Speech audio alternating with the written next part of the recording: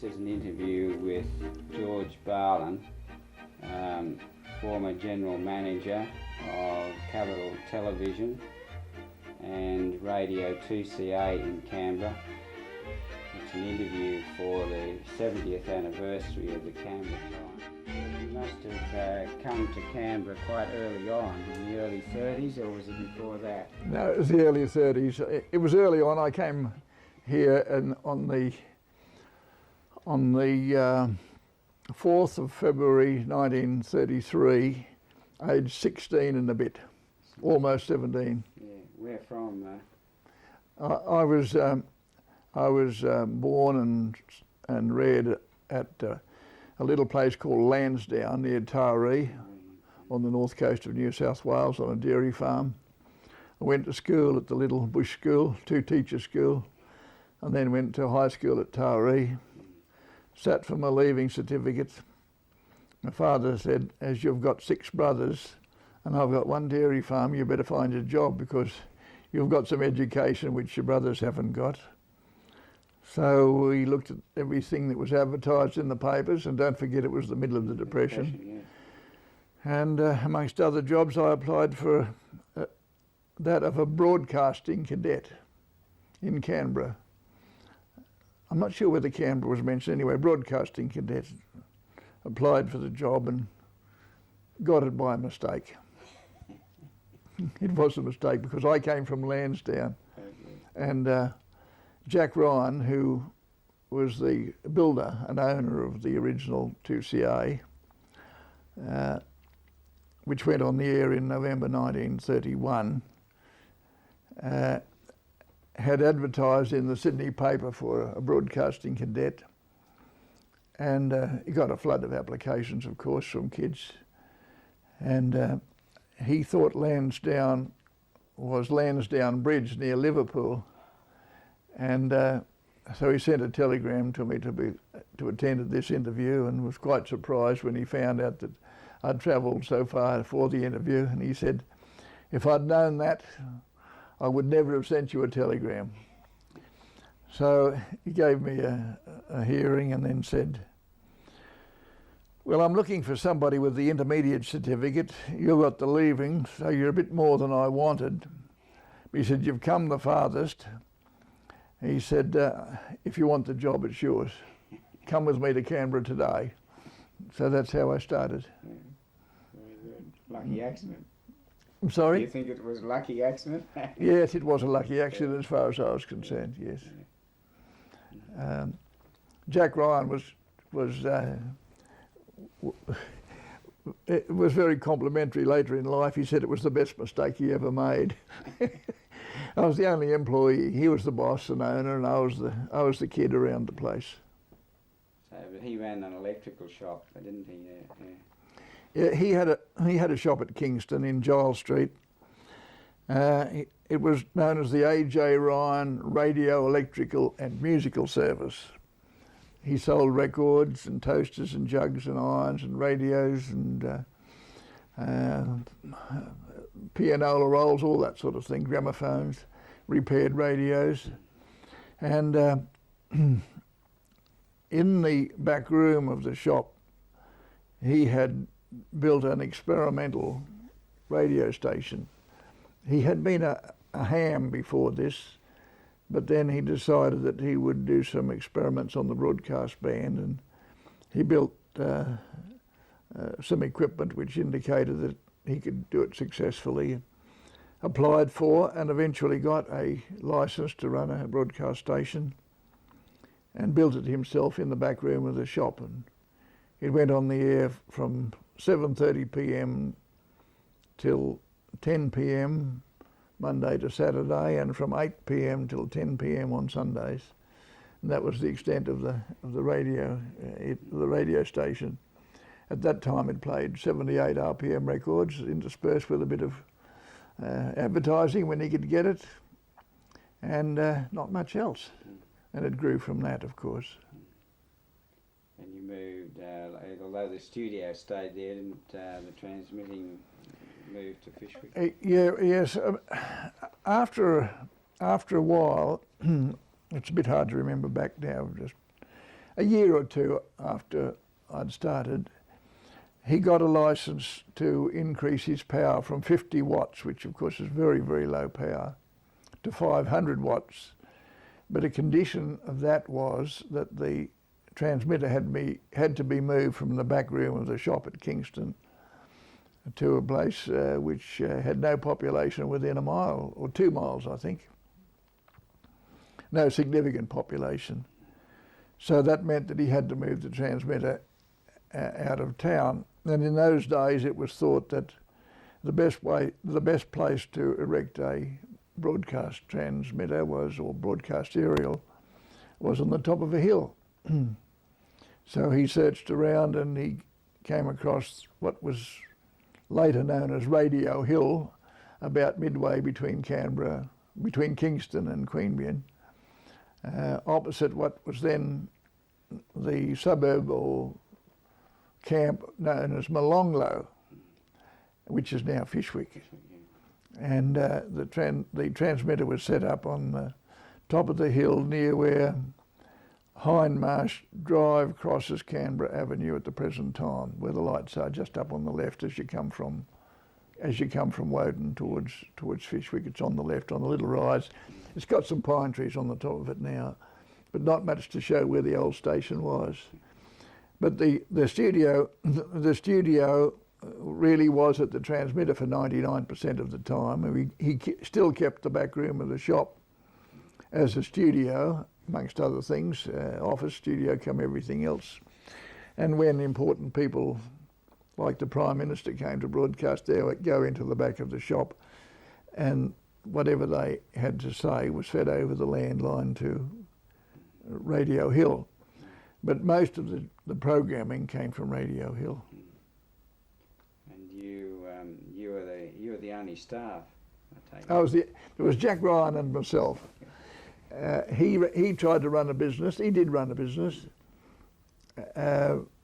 and my job was to help in the shop during the day, go and install radio receivers, put up aerials and that sort of thing during the day, and at night I would go on the air on a Monday to Saturday basis, and he'd go on the air and play classical music on Sunday night. He was a very accomplished musician. He played the piano extremely well, had a good ear, and knew the classics very well indeed. Sundays were school days as far as I was concerned. He devoted the whole of Sunday up till the time that he went on the air to teach me what radio, the technical side of radio. And in addition to that, I had a correspondence course, and in between playing records at night, I'd study the course, and he'd give me a bit of tuition on Sundays. And then, as circumstances permitted, usually on public holidays and Christmas Day and that sort of time, we would experiment with the transmitter. Because in those days, there wasn't as much known about radio as there is now. And whenever the opportunity came, he would collect me and we'd go out and we'd modify the transmitter to see whether it was better or worse than it had been before we started. Sometimes it was better and sometimes it was worse. But we always knew where to put it back to how it was before we started. And we had some hair-raising experiences doing that too. But we built the 500 watt transmitter, the same as he'd built the 50 watt transmitter. And did the hours increase? I think did you try and increase the hours? Yes. Broadcasting hours. Yes, when we went, they didn't increase while we were transmitting from the back room of the shop. But when we got to Radio Hill, he increased hours, and he employed a lady called Yeti Lando, who became quite a personality in Canberra in later years, to run a children's session. And we then had a children's session from 4:30 till 5:30 or 5 to 6. I'm not just sure which it was, and then we started transmission again at 7 o'clock in the evening, and I'd finish at the shop at 6 o'clock and have a meal and go out and do the night shift at the transmitter from 7 o'clock till 10 o'clock. And gradually, as time went on, we increased hours until we were on the air from, we used to have a lunchtime program, which we called the hospital hour. It started at 12 o'clock and went till 1 to start with, and then it went from 12 o'clock till 2, and it consisted mainly of playing requests for people in hospital and cheerio calls and that sort of thing. It was a forerunner of what the ABC later called their hospital half hour, I think, or whatever it was.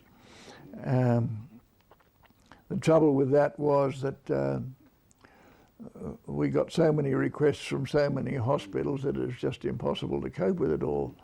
Of course, there weren't many radio stations around about, and we'd get requests from the hospital at Cootamundra and from Cooma and from Tumut and Wagga and Goulburn and Queanbeyan and Braidwood and Canberra, you name it.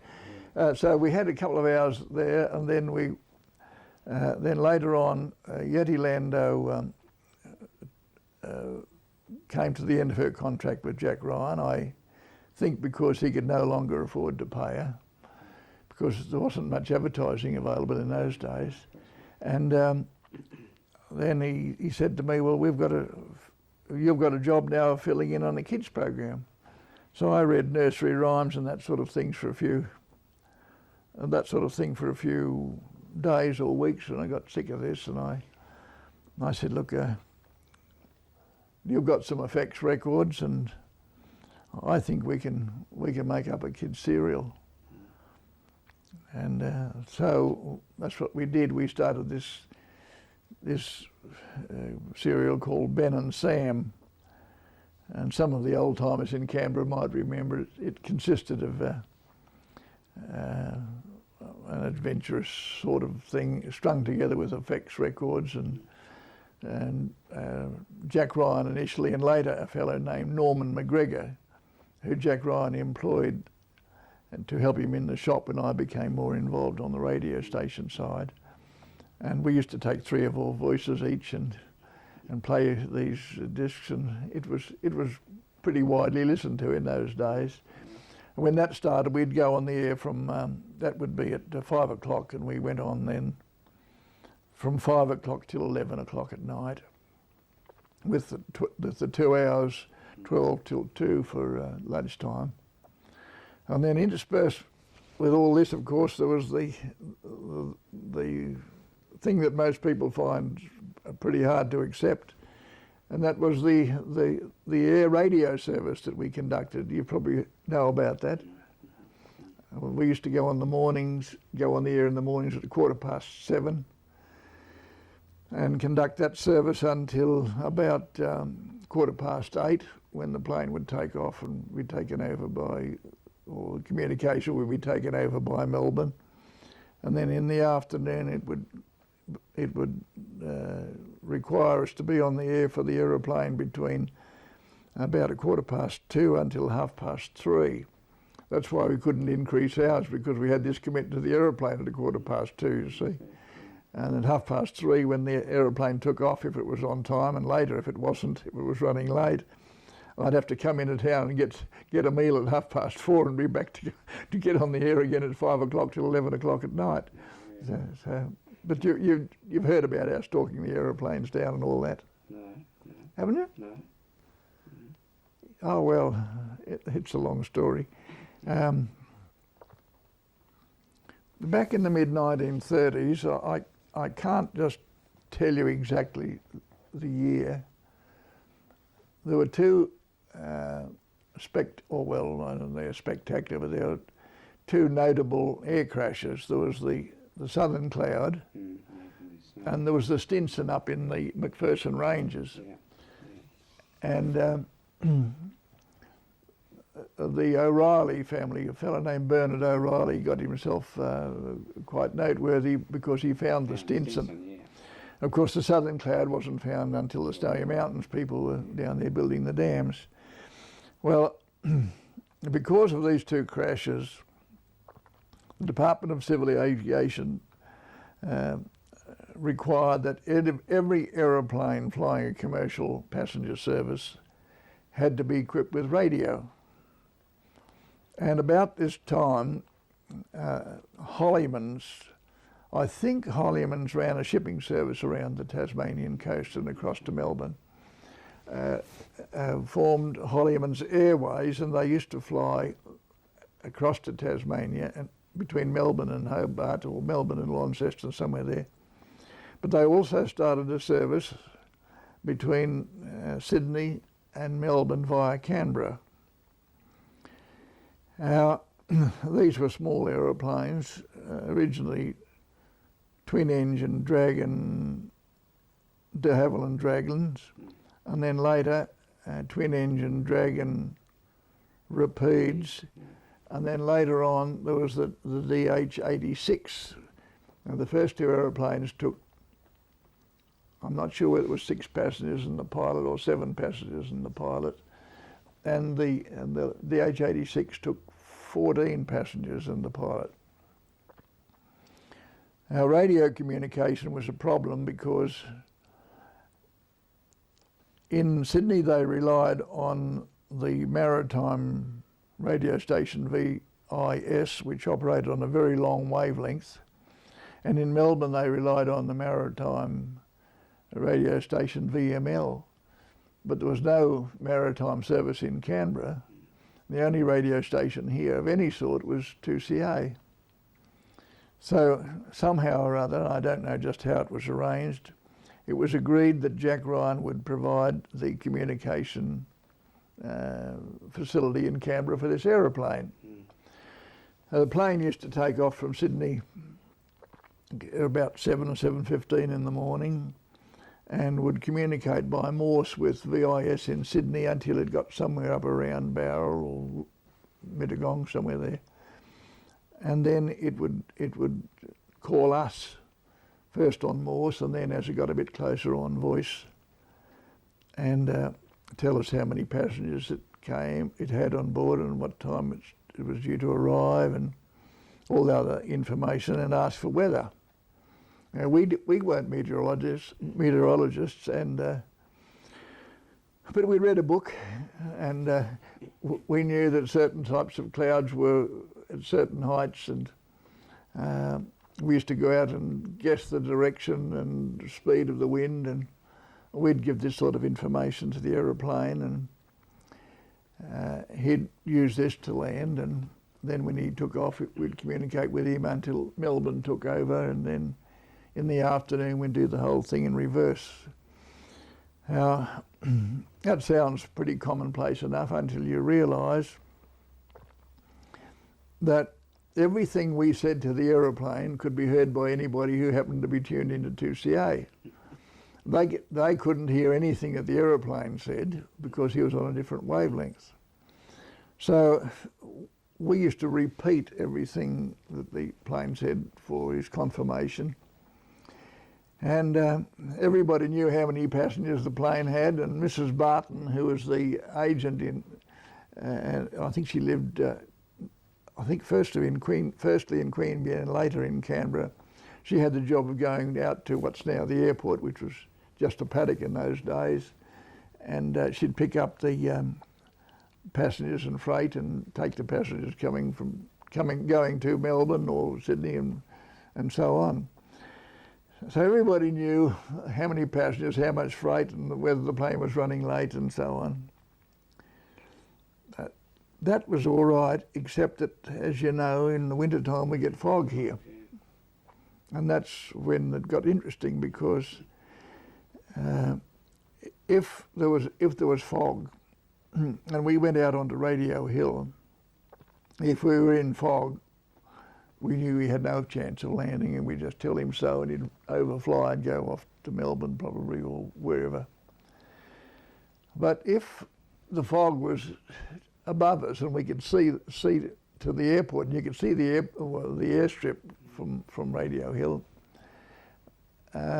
We'd attempt to talk him down, and by looking across at Mount Ainslie, we knew that if we could see the top of Ainslie, he had 1,000 feet of clear space underneath the cloud base. There was a certain mark on the hill, or little bump on the side of Mount Ainslie, which we knew was about halfway up. So we knew if the fog was down that far, he had 500 feet. So the sort of thing that used to happen is that he'd call us, he'd say, I'm estimate him over the Bungendore or Lake Bathurst or somewhere, and should be overhead in 3 minutes or 5 minutes or whatever. And we would go outside the transmitter building and listen. Sometimes we'd hear him and sometimes we wouldn't, because there was not much traffic out in that area in those days. And you could hear anything, you'd almost hear a pin drop. Now, if we couldn't hear him, we'd say, no, we don't hear you. He said, well, I should have passed over you by now. Maybe I've drifted off to the north, south, east or west or whatever. Usually then, and he'd say, I'll alter course, but usually then the phone would go, and it'd be Mrs. Brown from Mikalago or Mrs. Jones from Hall or somebody from out at Queanbeyan or, you know, somewhere around about. So you looking for an aeroplane? Yes, well, he's just flown over here. So we'd be able to tell him where he was, you see. And so he'd make appropriate corrections to his course. And so he'd go until he came directly above.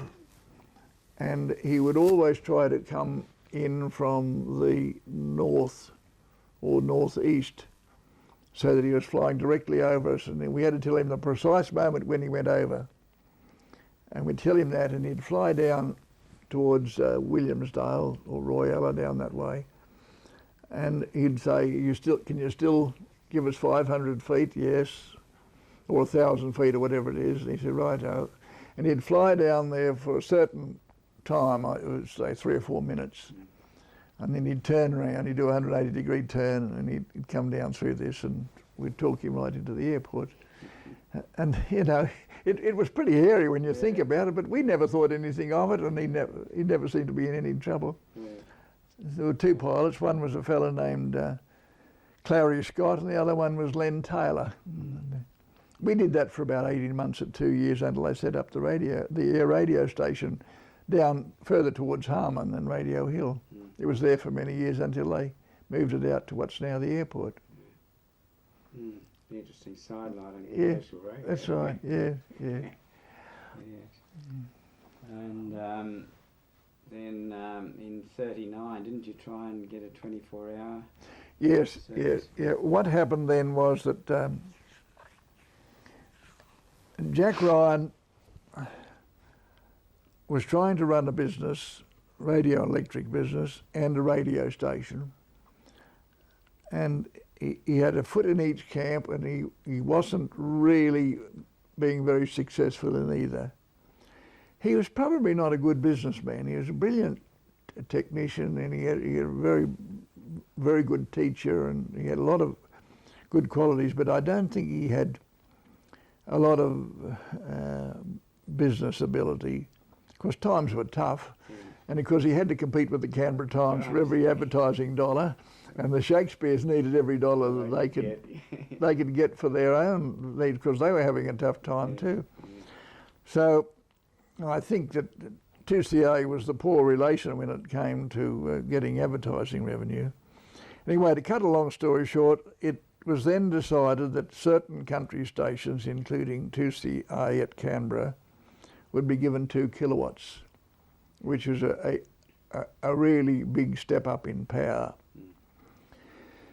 And Jack Ryan apparently realised that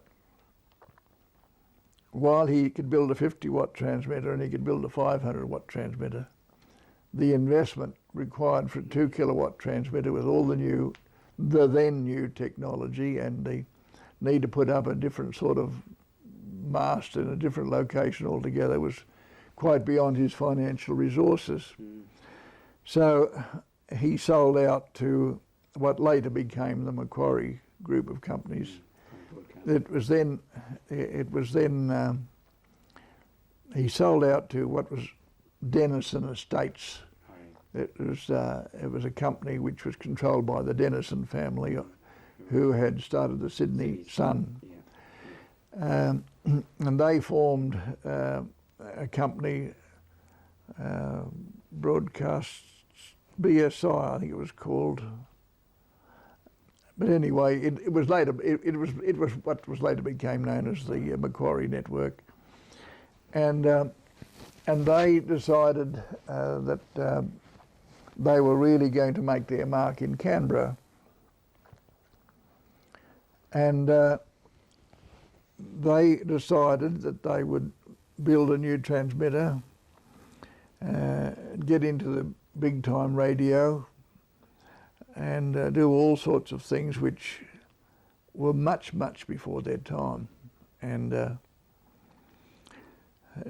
Jack Ryan maintained a small shareholding, was to remain a director and to be chief engineer, but the commercial and program side were to be handled by other people. And so a new station, a new transmitter was built out at Gungahlin on the Yass Road, and a new studio was built in Mort Street, next door to where the YWCA used to be, between the YWCA and the old Civic Theatre. Yeah, yeah, I remember. Now, the Denisons apparently didn't like putting money into bricks and mortar, and so they had a local real estate man, Bob McKillop, who was well known, build this building for them, and they paid rent, and that was the arrangement that continued for many years. The studio was in this building in Mort Street, and the transmitter was out at Gungahlin on Barton Highway, and the staff jumped from 2 to 28 almost overnight. They poured money into that place, and it was really money down the drain because Canberra wasn't ready for that sort of thing. They started a 24-hour service. They brought in as chief announcer a man named Eric Coleman, who was brother of Ronald Coleman, the actor, and they employed a lot of people to do all sorts of things. I was asked what I wanted to do, and I sought Jack Ryan's advice, and he said, if you take my advice, you'll keep out of that funny side of the business and stay where the sane people are, stay on the technical side. So I became chief technician, and Jack Ryan was chief engineer, and I looked after the transmission and technical side of the studio with others, and that's what continued. That started about 1938, I think we went on the air, and after the 24-hour service had been going for about a year, war broke out, and that was a good excuse for them to terminate the 24-hour service, which was many years before it came back again. And of course Eric Coleman went on to become an ABC announcer. Yes. And came up here and used to do parliamentary broadcasting. That's right, yes. Now, we had some characters there, but you don't want me to tell you about them. You've heard of them. It's a wonder we still held our licence with some of the things that went on. But that was the adventurous days. They were the adventurous days of radio. Yeah. So you must have moved up from being a technician, though. Yeah. What happened was that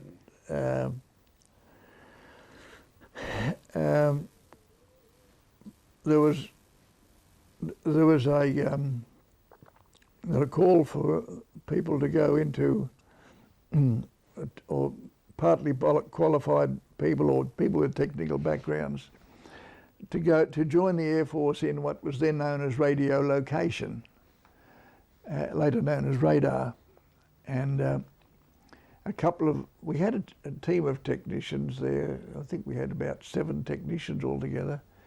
Because in those days you had to man the transmitter every time we went on the air, and you had to take readings every hour. And it was a monster of a thing to keep going, this transmitter that we had there.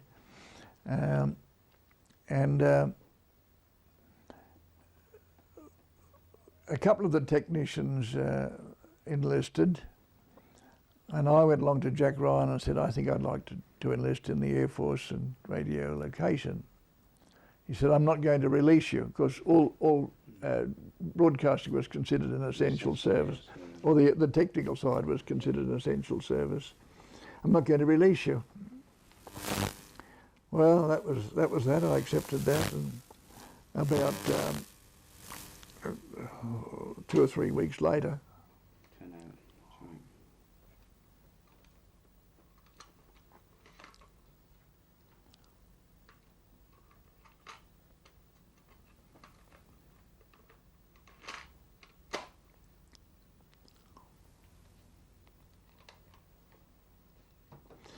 about 2 or 3 weeks after this, Jack Ryan called me into his office one day, and he said, oh, by the way, by this time, most of these, or many of these high-flying people they'd brought in from other places to run the station had gone. They'd been found to be incompetent or got sick of it and left, or anyway. And Jack Ryan was back running the station as he was manager. He was managing director and chief engineer, I think that was his title. Anyway, he called me into his office and he said, you want to know why I wouldn't release you for the Air Force? I said, yes. And he was a tall, gangling man. He was not a handsome man, although he had a great personality. He looked to me to be about 7 feet tall, and he was as skinny as a rake, and he had a big, deep voice. He used to throw his arms around as he spoke. And it was said that if Jack Ryan had his arms tied behind his back, he'd be tongue-tied. Yeah, that's the sort of fellow he was. Anyway, he called me in and he said, you want to know why I didn't release you for the Air Force? I said, yes, Mr. Ryan. Well, I'll bloody well tell you. So he said, I'm enlisting myself. He said, and you're the only qualified man left here that can run the place. He said, you're stuck with it, mate, for the duration. I'm off to the Air Force.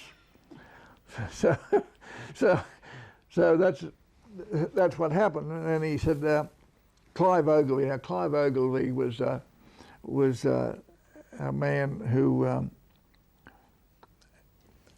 a man of many parts in Macquarie. He was a sort of he was a director of Macquarie, but he was an ideas man. They had a couple of ideas men, full of ideas. Some of them were good, some of them were very good, and some of them were very bad. And they used to try and sort them out. Clive Ogilvie is one of these fellows. And Clive Ogilvie had just joined the army, but he maintained his job for the moment as a director of 2CA or managing director of Macquarie or some such thing. Anyway, he said, Jack Ryan said to me, he said, Clive Ogilvie is going to be here tomorrow. He said, we're going to be talking about what's going to happen after I leave. And he said, one of the things that I'm going to recommend to him is that you be put in charge of all technical operations. And he said, when he called you in to tell you that, you've got to be real surprised. So I said, righto, Mr. Ryan. And away I went. Well, the next day or the day after, whatever it was, Julie came and nothing happened till about 5:45 at night. Jack Ryan and Clive Ogilvie had been closeted in his office all day. And 5:45 came, and I was just about to go home. I got a message that Mr. Ryan and Mr. Ogilvie wanted to see me, so up I went. So I had a fair idea what it was about, you see. So I went in, and Clive Ogilvie said, Mr. Ryan is enlisting in has enlisted in the Air Force, and he has suggested that you take over. what do you think about that? I said, well, thank you very much. He said, do you think you can handle it? And I said, well, I've helped build transmitters and I helped install this one and I've been running it and I know all about the studio equipment. I don't see any problem as long as I can get spare parts. Oh, he said, we're not worried about that. He said, you're going to be managing it. Which is something that Jack Ryan hadn't told me, you see. And I said, oh, I don't know about that, you know. He said, oh, we'll give you all the help you need from Sydney. So that's how I became manager. I was called assistant manager to start with, and I progressed then. I made a few mistakes and I had a few successes. We kept it going, and then the realisation. Then I realised what a mess I'd got myself into, because in the 3 years that had elapsed from the time that the Dennisons took over until the time that this day I was talking about, they had lost £25,000, which is an awful lot of money in those days.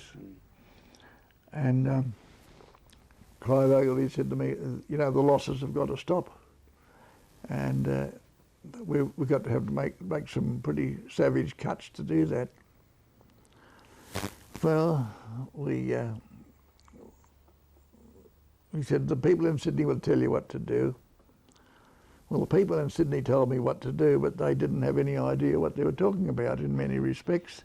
They might have understood the financial side, but they didn't understand the operational side. So we had a few blues, and anyway, we agreed to an armed truce, and we kept going for a while, and I got great satisfaction out of knowing that within 3 months we had the thing on an even keel. We'd stopped the losses, and we weren't making any money of any consequence, but at least we weren't losing any more. And that's how I became manager. And then, of course, later on, the golden days of radio arrived. We had the big names like Jack Davey and the radio theatres, and David Dyer, and all the radio plays and all that sort of thing. And 2CA was a pretty important part of that in those days. And these shows used to come to Canberra, and we'd take over the Albert Hall and put them on. And from then on, 2CA prospered mightily. But I might say that right from the very beginning, we were competing for the advertising dollar against the Canberra Times, and they weren't having it very easy either. No. And I think there was a bit of, well, I know there was intense rivalry between Jack Ryan and the Shakespeare family over every advertising dollar, and I don't think they had kind thoughts about one another all the time. But that's the way it was. Yeah. But you must have got to know AT as the years went on. Yeah, what happened was that we always wanted a local news service. And the obvious place to get a local news service was the Canberra Times. And Arthur Shakespeare, who had taken over as the king from his father, T.M. Shakespeare, was jealously guarding the paper's interests in every respect, advertising dollars, news-wise. And he felt, I think, that if he gave news to 2CA, they put it over the air quick and lively, it would be beating the gun as far as the newspaper was concerned. And I think he was a bit wary of making any arrangement with 2CA. I think he was a bit wary of making any arrangement with Clive Ogilvy. I don't think he liked Clive Ogilvy. And I think that he had his doubts about whether Jack Ryan was the sort of bloke he wanted to get to bed with, because Jack Ryan was a hard drinking, hard living, hard swearing, hard working sort of bloke, and a different mould altogether from Arthur Shakespeare. But we tried with limited success to get some news arrangement with the Canberra Times, but without any success, and we took mostly national news from the Macquarie service in Sydney with some very limited local input. Well then, after the war was over, Jack Ryan didn't come back to 2CA. And I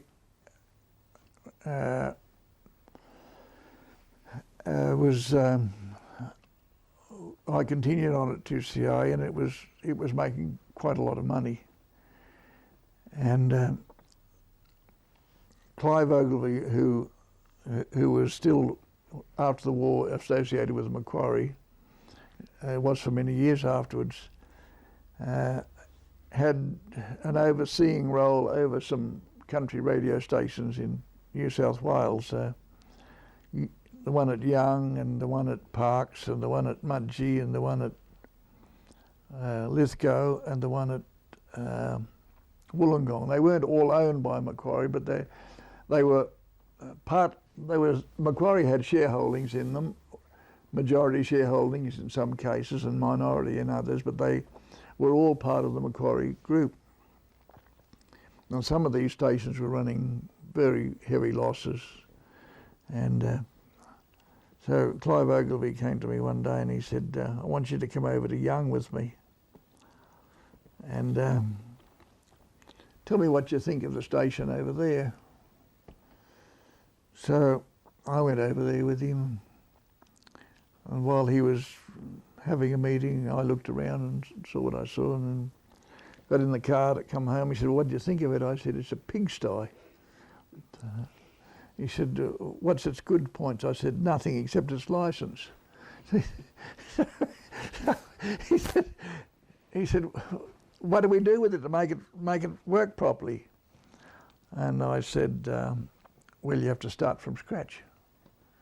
Get rid of all the rubbish you've got there. The equipment had been modified and fiddled with and butchered. And so he said, well, you better do a report. So I did a report. It shocked the directors, of course. And I said, we can't do all of this at once. And I said, we'll try a little bit at a time.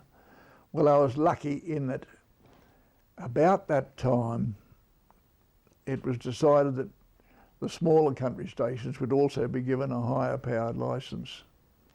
And in Young's case, it went up from 300 watts to 2,000 watts.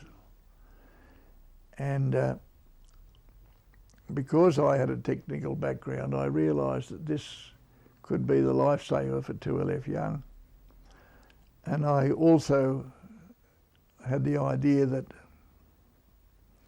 if the first of these little stations to get on the air with high power would reap the benefit of the extra advertising revenue that was available for the ones that came along later. So I conceived the idea that we would put in a transmitter over at Young in the shortest possible time, and put in a piece of new studio equipment, a few pieces of studio equipment, and we'd beat the publicity drum pretty well, and we'd be profitable overnight. Well, when I presented this report to the board, they said, well, yeah, that's all very well, but how are you going to do it? Well, 2CA had just taken delivery of a new transmitter, one of the first delivered after the war. And it was a much smaller thing than the previous huge monster of a thing which occupied nearly the length of his house. And I said, look, 2CA operated this old transmitter during the war, and it's still used as a standby. It's still got some life left in it, although it's not as good as the new one. If we take the new one out, put it in at Young, and order a new one for 2CA, we've achieved the high power over at Young, and we get some new studio equipment. Again, I diverted some that was coming to 2CA. I said we can we can make a big noise and we can be profitable if you'll give me some publicity, you see. So they rather reluctantly agreed to this. Anyway, I was very lucky because we went on the air on a Friday night with the transmitter in Canberra, and we were on the air on Monday night with it over at Young. And of course it made a tremendous difference to the coverage, and the publicity came out and the advertising revenue rolled in, and it was profitable from then on. So then they gave me another one to worry about. That was up at Budgie, and then there was a bit of a fight on down at Wollongong about some proposals down there, and they asked me to do a report on that, which I did. And it was like a red rag to the bull down there, and they wouldn't hear anything. They wouldn't have anything to do with my report because I completely opposed to the fellow who was then the managing director. And anyway, I didn't succeed then, but a couple of years later, when what they adopted didn't work, they adopted my ideas, and I was successful again there. So that gave me a bit of a lever to do various things, and that was what happened in radio. Then along the line, somewhere about the mid-50s, there was a lot of talk about what television was doing. The Americans had started television after the war, and the British were still with their system they had during the war, and they had moved into the VHF band. And while I was interested in knowing what they were achieving, it never occurred to me that it would be viable in a small place like Canberra. You know, I thought Sydney or Melbourne, but I couldn't imagine television ever coming to country centres. Anyway, by this time the Denisons had sold out to the London Daily Mirror, and the London Daily Mirror was worried. No, I'm ahead of myself. Anyway, the London Daily Mirror was headed by a fellow named Cecil Harmsworth King. Yeah. A great big doer, great, very huge man. And anyway, he used to visit Australia periodically.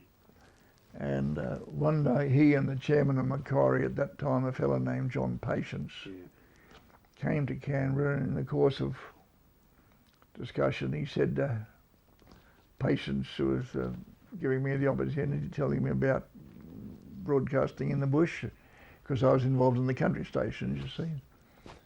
And I was trying to paint as good a picture as I could, and he said, yes, that's all very well, young man, but what are you doing about television?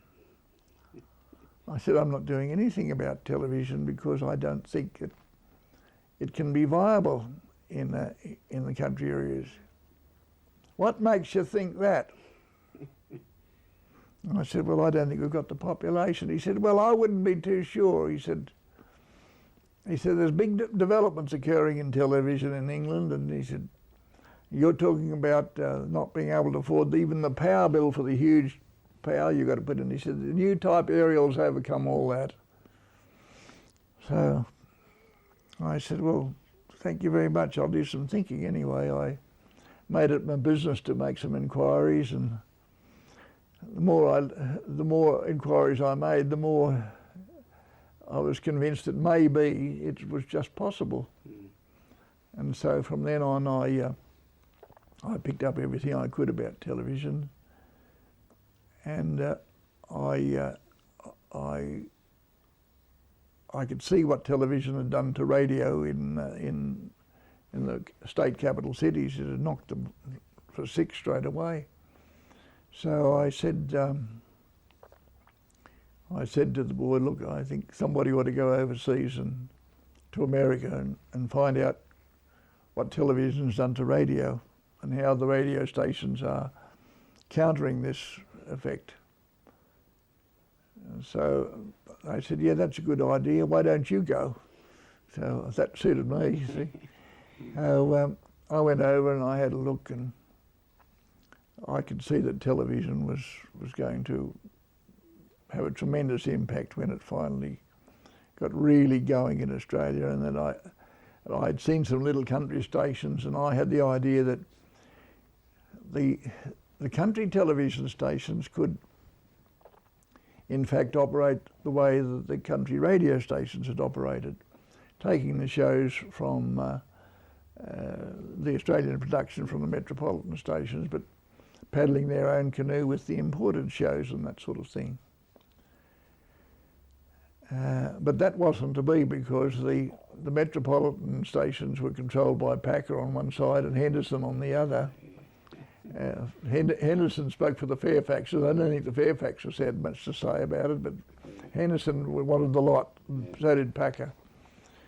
Anyway, that's by the way. Well, in the course of when I came back from America, I did a report for the Macquarie board on what I thought should happen in radio.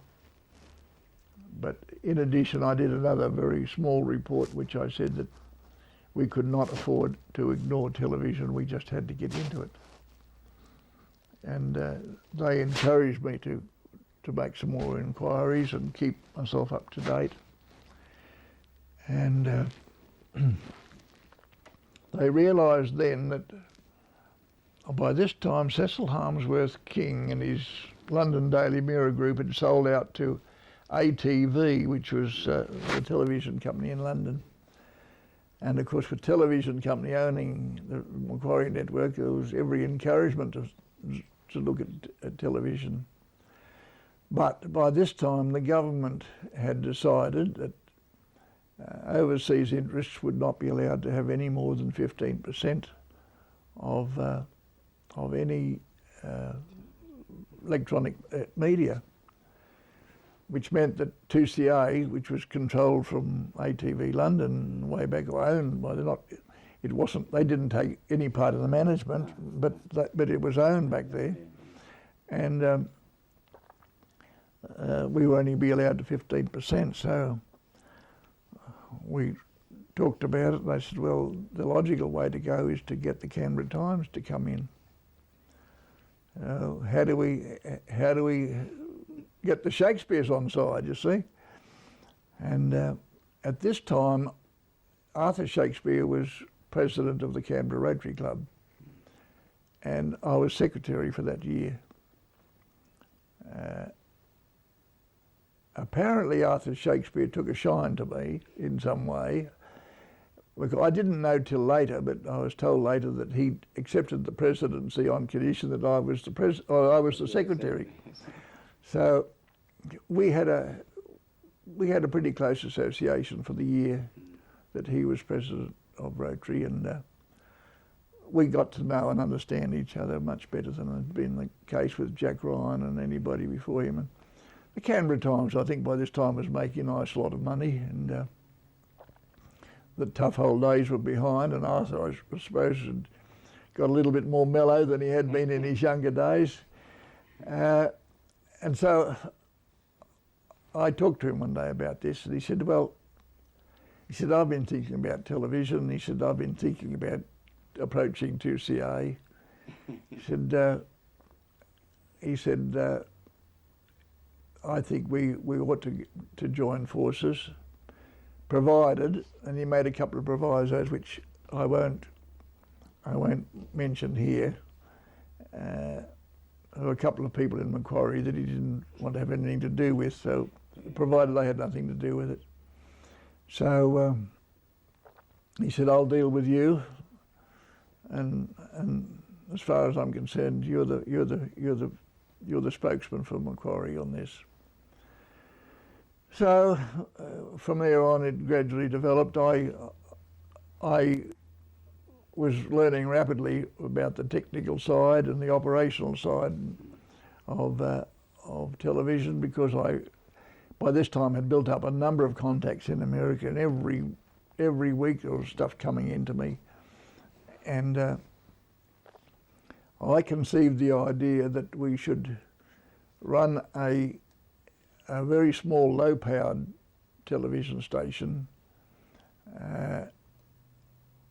similar to the one that the American forces had set up in Guam. But when the license applications were called, they were for high-powered stations, so the idea of a low-power station went out the window, which is probably a good thing. But anyway, Arthur was with me all the way. If I had said black was white in television, Arthur would have backed me, I'm sure, because he gave me every support. And he said, 2CA is allowed 15%. Canberra Times will equal that, but we won't go any more. And so then we got together with the people like John Patience and the finance people, and we decided that between us, the Canberra Times and 2CA would take 30% of the capital of the company we'd form, and the other 70% would go to local people, not anybody outside the coverage area. And that's how the company was formed. We formed the company, we allocated the shares before we went to the inquiry, and there was a hell of a battle there for the licenses, you probably realise and know. But we were successful, and that was partly due to the fact that we had combined with 12 other regional stations on a cooperative basis to buy programs. And so we set up in those first regional areas 13 independent television stations. It didn't please the big boys in Sydney and Melbourne very much, and there was a constant battle, but gradually we started to wear that down, and they would sell us programs in the end under certain conditions. A lot of trouble along the way, dog fights, and the Newcastle station and the Wollongong station and the Latrobe station were almost sent to the wall as a result of the attitude of the Packer and Henderson attitudes. But so Canberra Television was formed, and it went on the air, and it was more successful than any of us ever believed would be possible. Helped, of course. On the air 58. Pardon? No, 1958 or 60? We went on the air in 62. 62. 2nd of June 1962. Yeah. But all the preparation took 2 or 3 or 4 years before that, and it was a year from the time that it was over a year from the time that we went to the inquiry till we got on the air, because we got into trouble with all the planning authorities about putting structures on tops of hills and all that sort of thing. And nobody was going to be allowed to have an outside aerial, all that sort of thing. That took a lot of overcoming. But we were one of the last of the 13 stations to go on the air because of all the fuss about the mountain, the towers on Black Mountain. But, Canberra Television went on the air in black and white, and then in 1975 we changed over to colour. We'd outgrown the little place we'd built on Black Mountain, and then we proposed a tower to cover both the transmissions from both stations, the ABC and ourselves, because there was a ghosting problem caused by the proximity of the 2 masts. And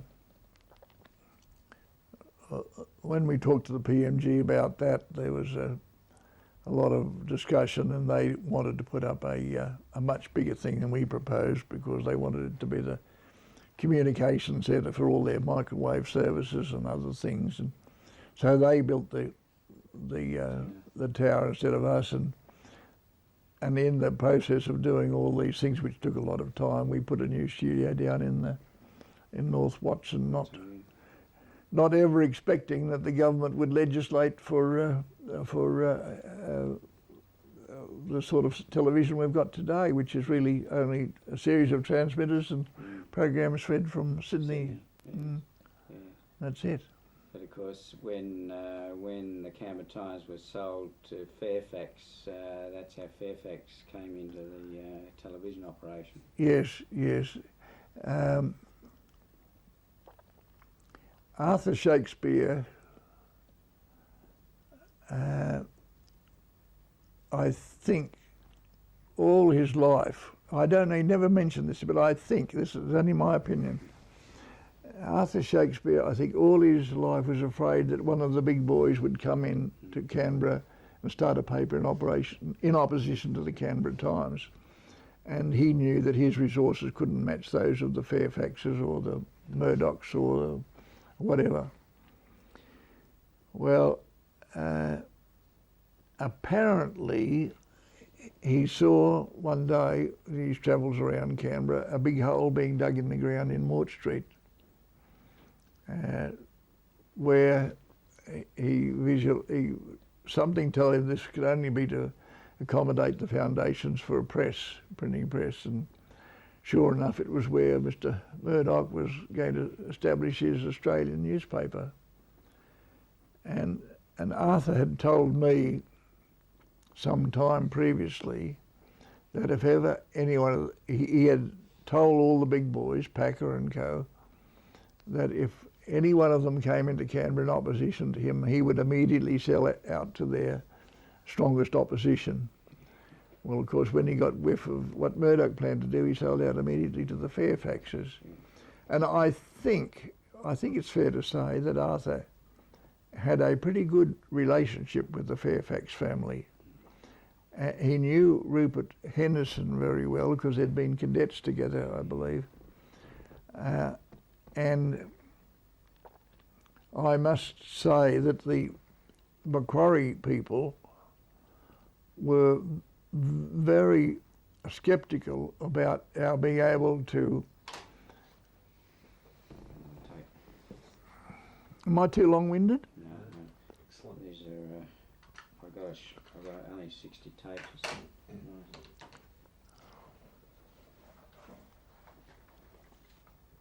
Tape 2.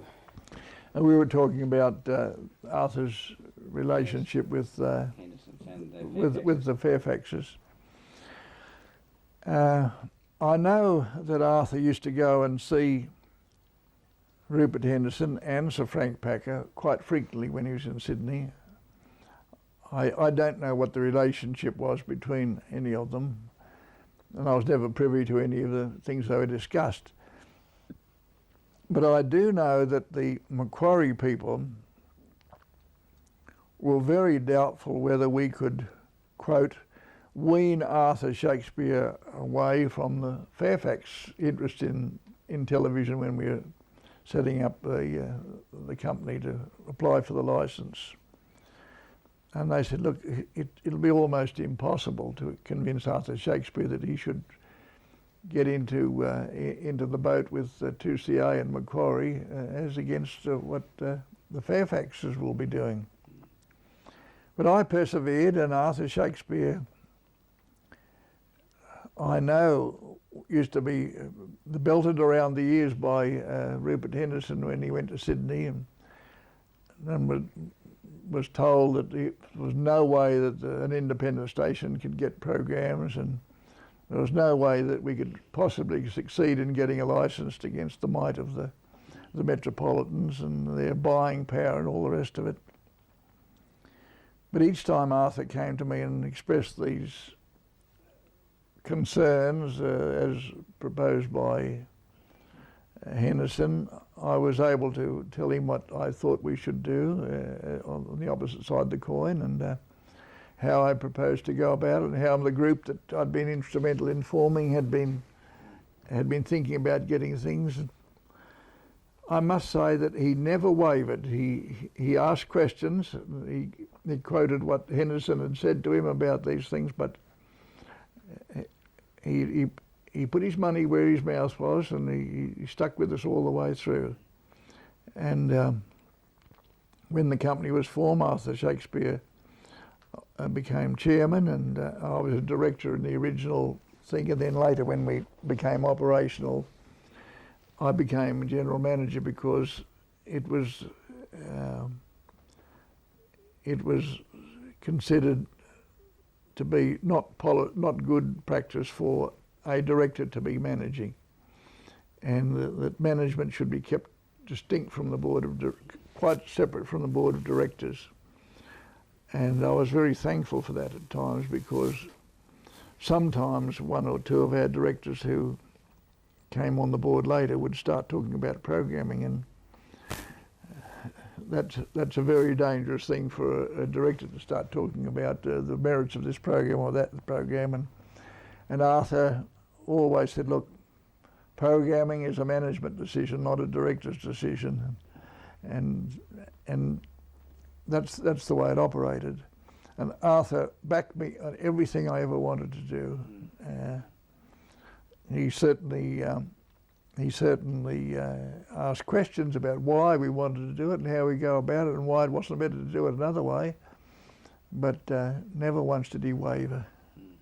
And we built up a very good relationship over the years, and the Canberra Times provided blacks for the news service, and gradually developed, and then as the station progressed and became more commercially viable, we had the funds to start up our own newsroom and so on.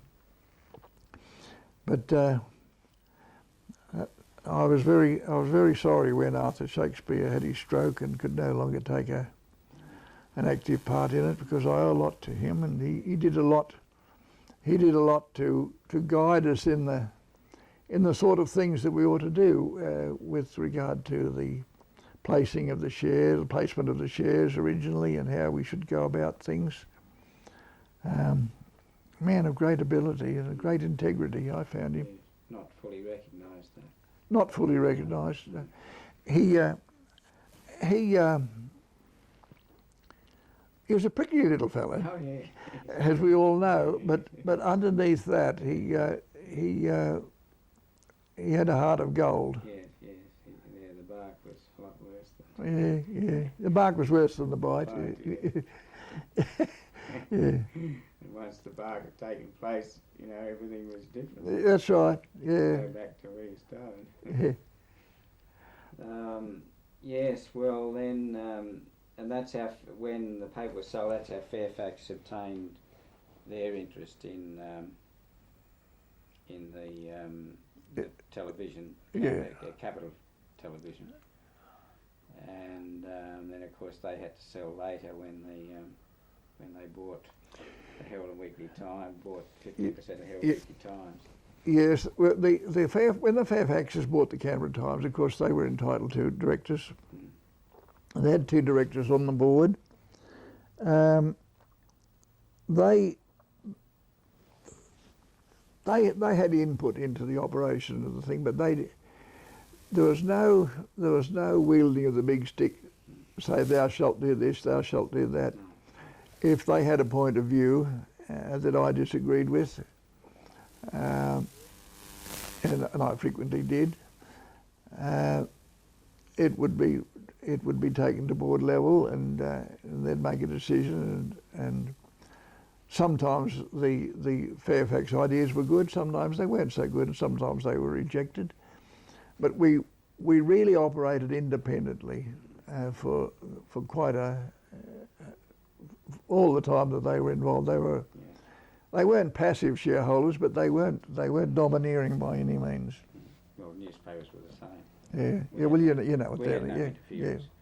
Yeah, very benign. We Yeah. ran the paper. Yeah, that's right.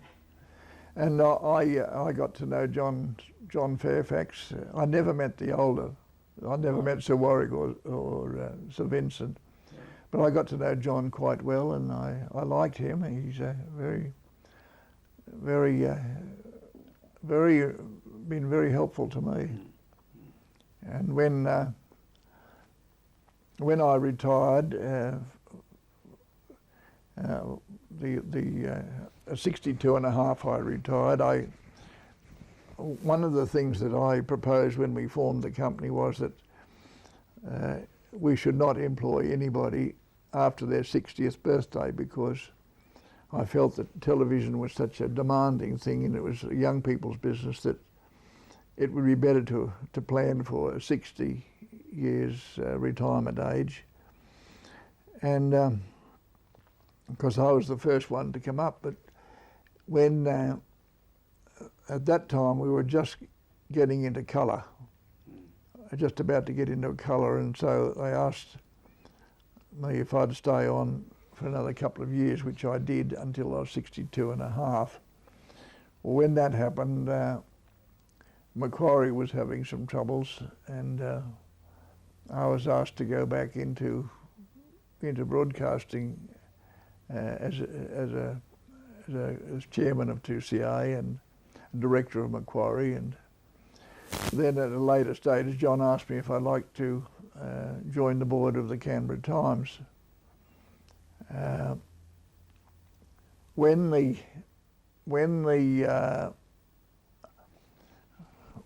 problem came up with the sale of the Herald and Weekly Times, with Murdoch buying in there, of course the Fairfaxes jumped into... Fairfax boy jumped in to stop him in his original bid. Bid, that's right. Yeah.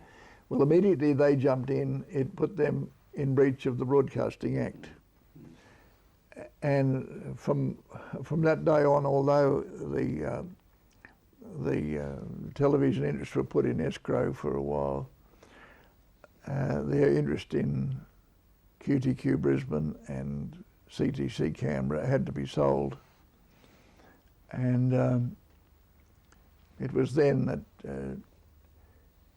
Kerry Stokes bought the Canberra Television, and that was after I retired, of course. And I was kept on there as a director until finally he sold out to Loeys, and I was kept on there for a consultant for a while, but they never consulted me, so they weren't television people. They didn't know anything about television. But, John asked me to join the board of the Canberra Times, and I was on the Canberra Times then for until I reached the age of 72, which is the compulsory retirement age. And of course, in the meantime, Macquarie had been taken back under the Fairfax umbrella because it was going so badly, and then we were just getting it going again nicely when the upheaval came, and with this breakup caused by young Warwick, and so the whole thing's been disintegrated, and so the media as I knew it, the electronic media as I knew it, is no more. It's gone. So how long were you on the board of the Canberra Times, George? Oh, 2 or 3 years. I think I couldn't. You were there till after Graham went, weren't you? Graham Wilkinson till late. No, I think I left about the same time as he did. He came in 79 when John went back to Sydney and stayed till 1988. No, 87. I can't tell you offhand. You'd probably get it from the minute books. Yeah. But I wasn't a newspaper man. I found it exciting and interesting, but I didn't know a lot about newspapers. No. But they were interesting years, and all that forming of the company and getting television off the ground here was really quite a stroke. Oh yeah. Between you and AT, and yeah. And wasn't there that famous time when you went to Sydney with AT and that A&A? Yes. Was coming back that you were booked on and missed the flight. Yeah. And crashed in Botany Bay. That's right. We had been down to Sydney. We used to once we got well along the way, and I can't remember just the exact date or circumstances, but we were getting close to the point where we had to go to this inquiry. And from what we'd heard of previous inquiries, they were pretty torrid affairs when all the barristers got going and QCs were left, right and centre. And we had booked a QC who was appointed a judge, so we lost him. He was our first choice. They went to another bloke, and before the inquiry came up, he was also appointed as a judge. And so we were left scrambling, you know. Every time we got a QC, you went up to higher things. So along the line, I had, because of my association with 2WL Wollongong, and because of my interest in television, I was asked by the 2WL board, I wasn't on the board there then, I was just a consultant to them, if I would be prepared to go and talk to a group that they'd made contact with in Wollongong who were applying for the licence there. So I went along and I talked to these people. They were in the Packer camp at that time. Packer told them that was the only way they could get a licence. And so I talked to them, and on more than one occasion, on a number of occasions, and convinced them that they should not throw their lot in with Packer, but to go independent with our group. And along the line, I got to know some of these people at Wollongong very well, and they had appointed as their QC for the inquiry a man named Lester Mears. And so when we had lost our two QCs, we decided to get Lester Mears on our side, or we'd go Lester Mears too. And so we used Lester Mears in the inquiry to great effect. Thank God we had him. But we used to have to go to Sydney from time to time to talk to Lester Mears and to his junior counsel. And on this particular day, we spent the whole afternoon in Lester Mears' office when he was going over the strategy. I'd never been involved in one of these before, and I don't want to ever be involved in another one, I might say. But he was saying, now this is what Tony Larkins, and Tony Larkins was Sir Frank Packer's QC. This is what Tony Larkins will do, and this is the way he'll go about it. But the one to watch is so-and-so, and I forget his name, who was the Fairfax or Henderson's QC. He said, he will appear to be all on your side, very friendly and gentlemanly, but he said, he's the one you've got to watch. He said, Tony Larkins is obviously opposed to you, but this other fellow will appear to be on your side. I just can't think of his name now. So we went through all the things, and he used to set us up there, and he'd start asking questions, and he had a very sharp tongue and a sharp wit, and a very fierce manner in some respects. And I'll never forget this particular day. He asked Arthur Shakespeare a question, and Arthur gave him a smart answer. He said, Shakey, if you start that sort of nonsense in the inquiry, they'll have you by the balls. You can't do it, Shakey.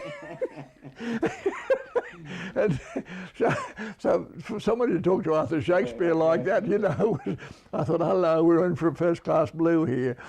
So anyway, Arthur said to me a bit later, I just forget when it was, I don't know whose side that bastard's on. But anyway, but we got out of this session with Lester Mears late. And Arthur Shakespeare wanted to go, and he said he had a couple of appointments. Well, we found later that he was going to see Packer, Whether it was anything to do with television or something else, I don't know. It might have been anything with newspapers because they're involved in newspaper organisations. And we were to come back to Canberra. I was on a TAA as it was then, and Arthur was on ANZET.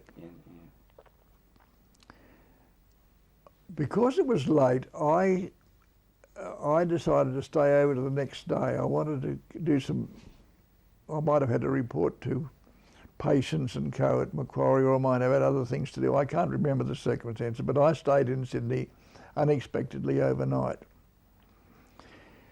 And Arthur Shakespeare missed the ANZET plane. And I went to bed about 11 o'clock that night in the motel. I put the radio on, something I don't normally do, and I heard that this ANZET plane is missing. And I'm not sure whether I'd have been originally booked on the ANZET plane. I think I might have been originally booked on the ANZET plane, and I can't remember anyway. But I wasn't on it, and I thought Arthur was. And I thought Iris might have thought that I was on, so I rang her and I said, I'm just ringing you to reassure you that I'm all right. I wasn't on the plane that went into Botany Bay, or the ANZET plane that's disappeared. We subsequently found in Botany Bay, of course. And I said, but I don't know about Arthur. He was to catch that plane. And that was as close as that, you know. But the fellow, the chief, the man in charge of building the building on Black Mountain, a fellow named Henry Lingard, he was on the plane, and so we had nobody to. We'd lost our number one man on the building of the building. Yeah, no, it was lucky. Yes, as I recall, you were both booked on it, but. We might have been originally, but. Originally, yeah. Though Arthur got a later flight, or I think he got a later flight. Did he stay over too? I think he stayed overnight. I'm not sure, but. I suppose if this pounding that we got from Lester Mears had finished earlier, we might have both been in Botany Bay. Yeah, that's right. And George, what do you think of the Canberra Times these days, and radio and TV? Well, let me talk about the Canberra Times first, because I know least about newspapers. It seemed to me that for a while the Canberra Times seemed to have lost something. It just seemed it seemed to be more interested in sensational stuff. But I think it's back on the better track now. I don't know whether you would share that view. I thought for a while, if it's not sleazy or sex or crime, it's not on the front page of the Canberra Times, and it seems to have fallen into a heap. But I think it's improving rapidly again now. I don't know whether it had anything to do with that lady who was the editor. I don't know. I think we lost the plot at one stage after the sale of the paper to some extent. Yeah. We went down, and I think it's. It just seemed to me that it went down, but Coming back better. I think it's coming back steadily now. Yeah. Now radio, I think it's radio today is not the radio I knew. We've got. I never listened to any radio except ABC, and from a man who's been in the commercial side of radio all his life, it's a hard admission to make. But if you listen to Canberra commercial radio, it's bang, bang, bang music and shouting announcers. It's just rubbish. It's my way of thinking. It's just not as radio ought to be. I think some of the stuff on the ABC is pretty crook too. Some of they take up the airwaves a lot of things that I wouldn't put to air. They seem to be encouraging all sorts of way out ideas and things. And if you listen if you listen to the Sydney originated talkback radio, well, I don't know, that it never did appeal to me. I know it draws the audience, but people like John Laws and so on, I think are just bloody blatherskites. And television, I think it was a sorry day when they gave the people the same choice as the metropolitan people, because all we're getting now is stuff relayed from Sydney. It's not possible for any one station to make enough money to put on local programs. The way Capital 7 was going when towards the end of Stokes's reign was I think the way to go. They were beginning to get enough money to invest in bigger productions. I remember one thing they did, the submarine project. They sent a crew over to Sweden, and they did. We were just starting to get nicely going. Of course, that's all gone out the window now. They had a locally presented international, national and local news service, which I thought was pretty good. I don't think the news that any of them put on now is as good as it was for Canberra viewers it was in those days. And see, when there was only one commercial station here, we could pick and choose from all of the programs that were on all of the commercial stations in Sydney, plus any that we bought elsewhere. And so that we could pick the eyes out of the programs that are now running on all three networks, and we could turn our backs on a lot of the rubbish and padding that's now on the airwaves. So that the one station had all of the top, or nearly all of the top entertainment programs. Where we fell down, of course, was there was not the diversity of public affairs stuff, or diversity of news services, or the diversity of sports broadcasts, sports telecasts. And that, I think, is what was used by the networks, the big networks, as a lever to get this relayed system they've got now. Sure, there's bigger choice, but there's a lot more rubbish too. And it's not the way I wanted to see regional television grow. But that's the way it is, I suppose. It can't go back now. Of course, there's no ABC News service now either, which is No. loss. All lost, yeah. It's just a matter of turning on a tap now, and I think the standards generally have dropped, but that's just my opinion. Maybe I'm biased, I don't know.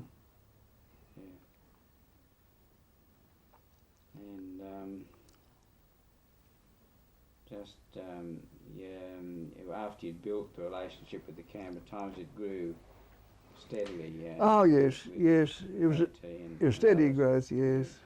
And we did have a few differences over the Black Mountain Tower when John Allen was editor. Yeah, that's right. Yes, the Canberra Times was opposed to the Black Mountain Tower, and Arthur Shakespeare was very much for it, and I was for it. But it was the only something's flashing there. Is that right?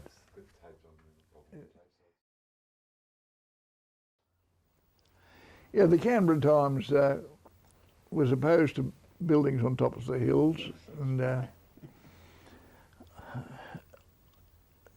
as far as I was concerned, there was no other way of getting television into Canberra. If you got something that's going to be transmitted like a beam of light, you've got to get up high to beam it into. And if you're going to build houses behind a hill, you're going to be in shadow and you're not going to get good reception anyway. And Canberra is a very difficult place to cover with television. And there was only one way to do it. Of course, there were those that said that there should be cable everywhere. Well, how many years ago is that? And we still haven't got cable everywhere in Canberra. But and that's all right for Canberra. What about the people who live out at Bungan or on the farms and so on? They would have never got never got television, never got cable, never got television. So the practicalities of the situation were that it had to be on top of a hill, and the only suitable hill for the main transmitter was Black Mountain. And there was a lot of controversy and a lot of woolly thinking at that time. But you won through it anyway. Yeah, we got through in the end. But you know, I've got some unkind things about some of the people who came up to the inquiry about the Black Mountain Tower and told blatant bloody lies. Because I had known what I had spoken to the NCDC people about, and I knew their answers. It wasn't on paper anywhere, and yet you had people coming along and saying that the NCDC had never agreed to this and never agreed to that. They bloody well did, but they never documented it. They said, you know, get the PMG on side and everything will be right. Now, I wasn't going to start calling people bloody liars in the inquiry as well, because I knew we were going to win anyway. But there were some funny asides there. When this controversy was on, of course, there were some at the ANU who were very much opposed to it.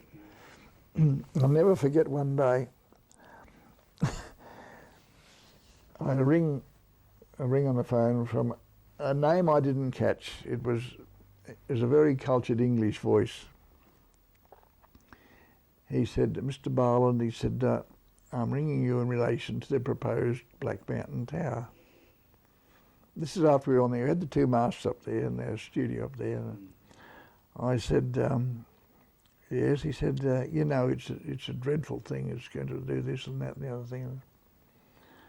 And I said, well, yes, well, what effect's going to have? He said, oh, you know, he said, once they put that tower there and put a restaurant in it, he said, that hill is going to be denuded of all vegetation.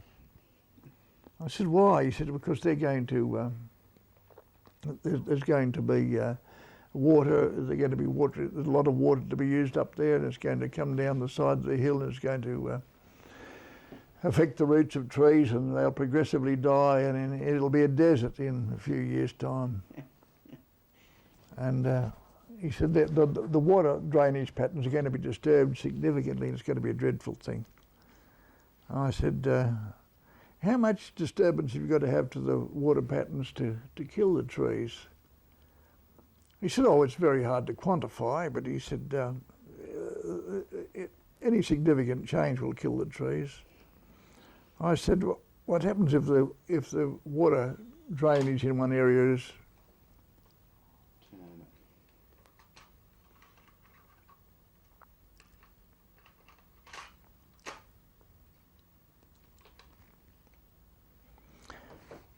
I said, what happens if the drainage pattern is such that the water going down in a particular place is doubled? Would that kill the trees?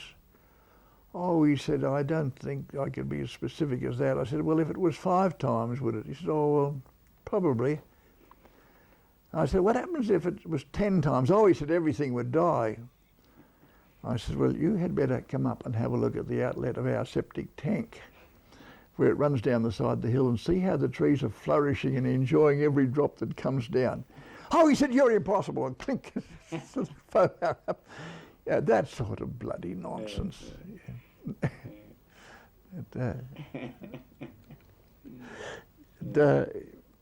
You remember the episode on Mount Taylor, do you? Do you remember that? About the repeater station? Yes. Do you remember that? You tell me the episode. I remember about the repeater. Well,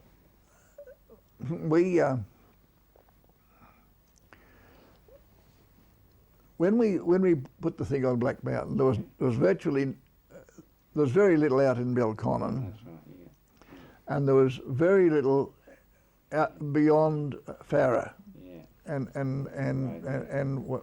Duffy and Chapman and so on. yeah, west of Fred, And so the transmitter on Black Mountain covered all of existing Canberra then reasonably well, with the exception of Garran and I think parts of Hughes, because they were shaded by Red Hill. yeah.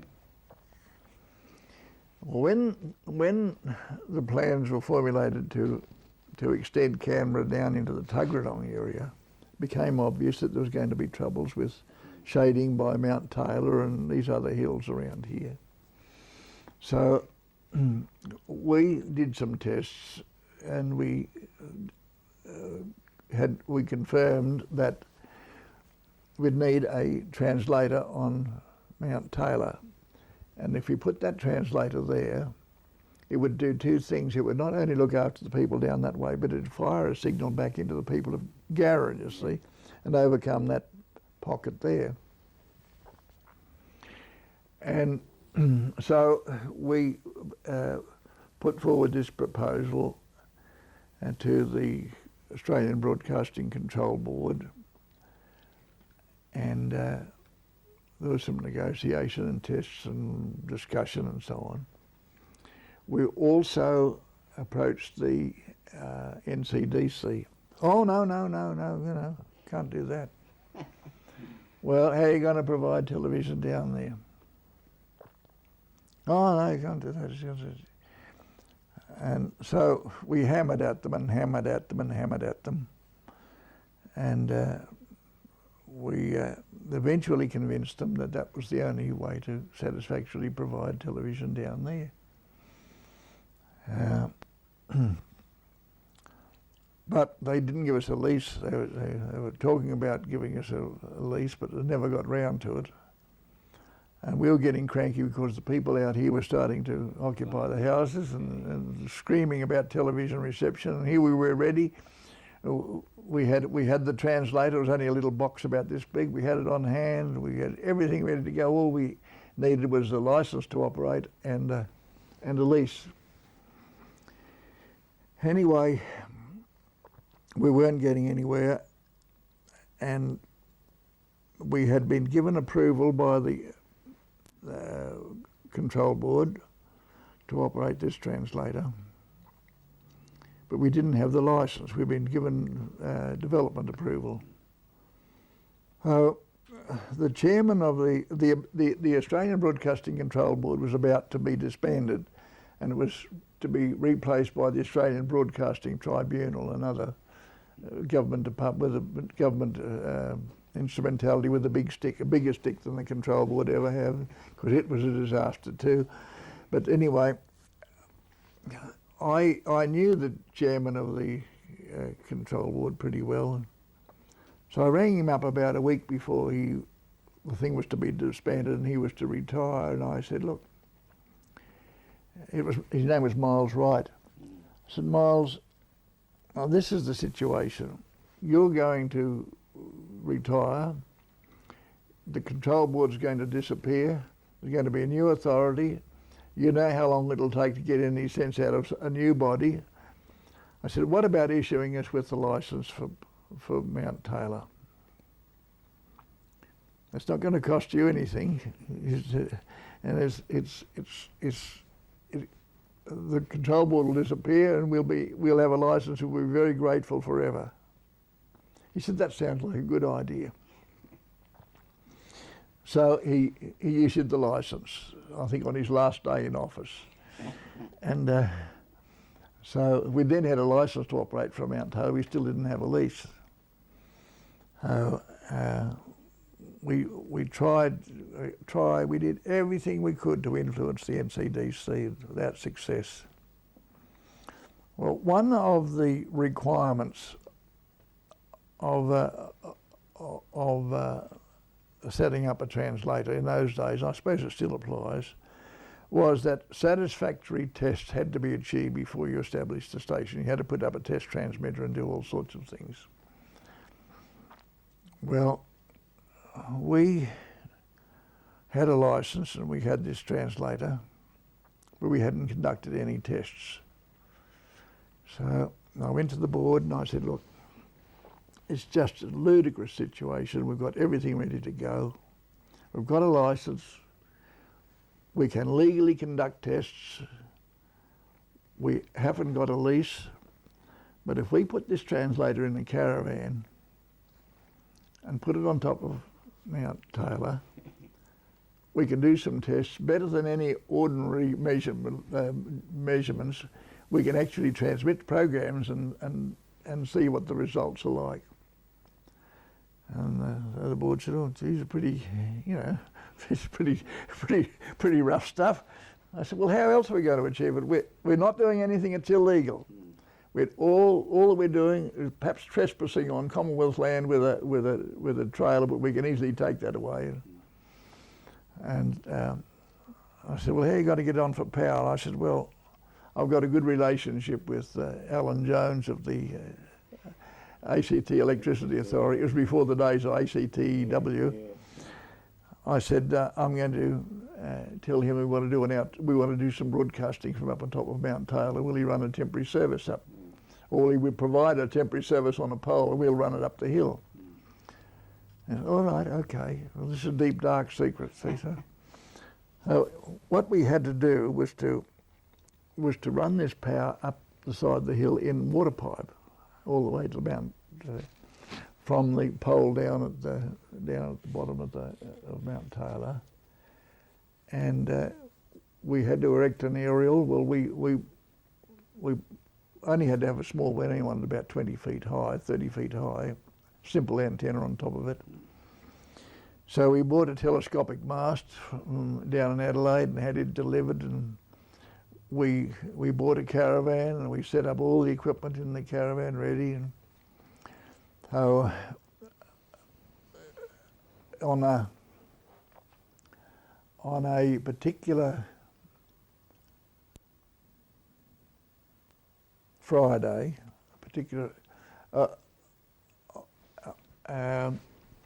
we had a board meeting, and the board was told what was going to happen and how we're going to do it on a Saturday morning. We deliberately picked a Saturday morning because the Department of the Interior, or Territories, or whatever it was called then, and the NCDC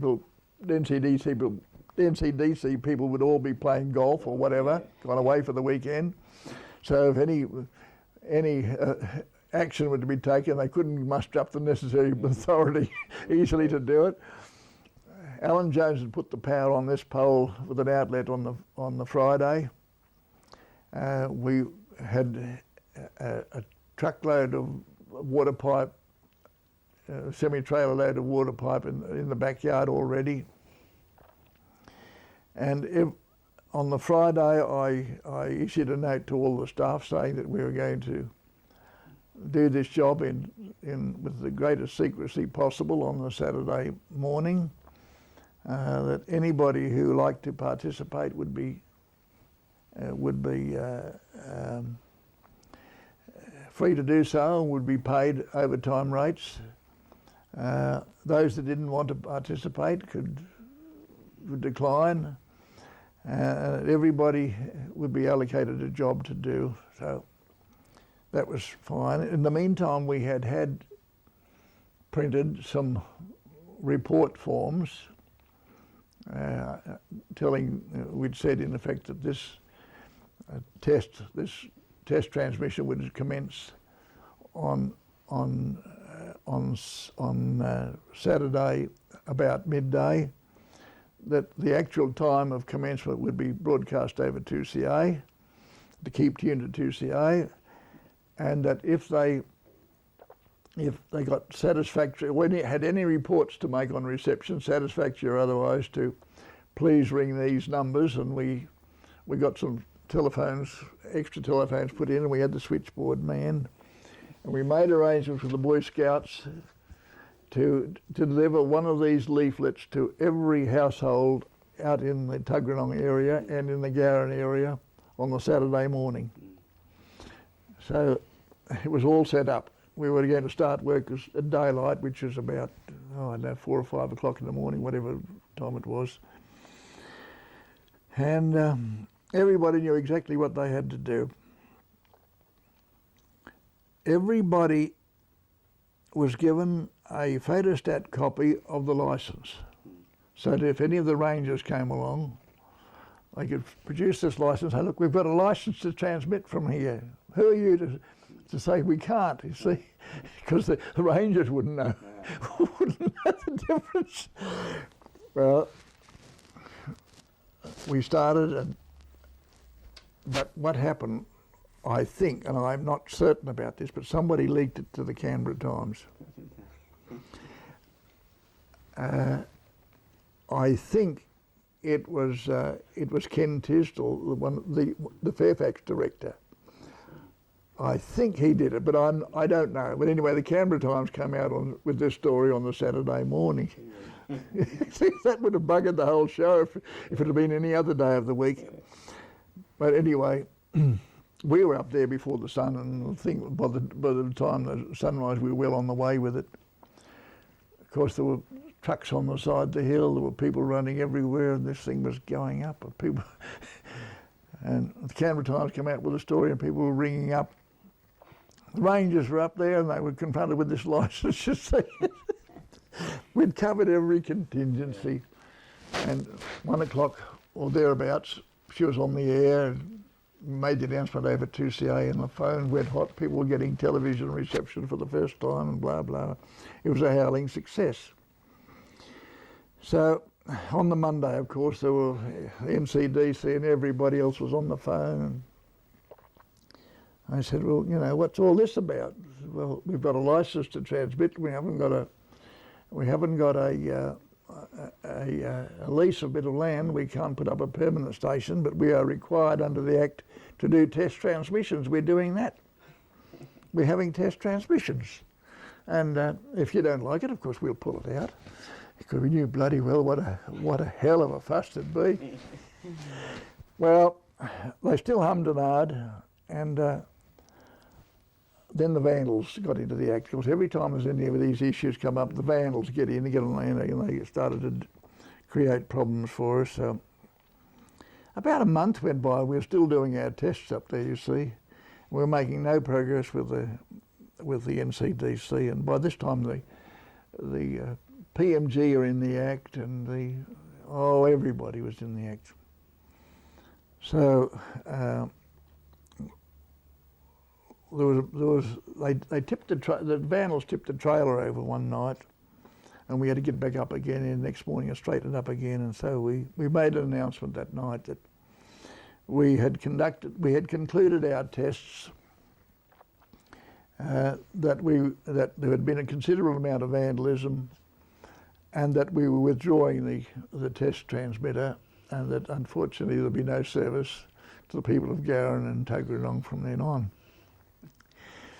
Well, of course, everybody was screaming that the NCDC people were phoning from out there. Oh, there was a hell of a fuss. And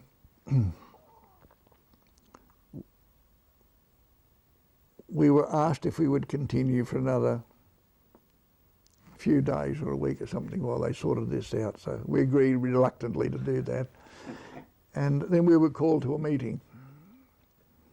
There was going to be a meeting at the NCDC at 10 o'clock on this particular day. So Alan Martin, the chief engineer, and I went along, and we were there at the appointed time, and we could see into this meeting. We had glass all around. It was full of people. There must have been 20 people there. And they were discussing this, and they were discussing something. We couldn't hear what was going on.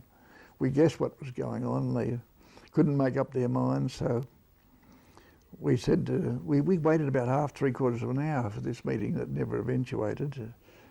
So we said to the girl, well, look, we came for a meeting at 10 o'clock. We don't know anything about a meeting. The people that were supposed to be at the meeting with us are obviously engaged elsewhere. Would you please give a message to Mr. Overall or whoever it was that we've gone back. We presume the meeting's been cancelled. So we got in the lift and went down. Till the time we got to the front door where there were people there saying, come back. See, what they've been doing is discussing their tactics with us at this meeting, is what we're going to be doing. So we called in and there was an apology for keeping us late. I said, well, look, we've got other things to do rather than to stand around all day. And they started on the difficulties of what they had to do. And I said, look, I'm sorry. We've all got our difficulties. You've had ample time to solve yours. Either we get a lease or a promise of a lease today or a permit to operate up there with a lease to follow. It's coming out tonight. I said, oh, we can't do it that quickly. I'm sorry.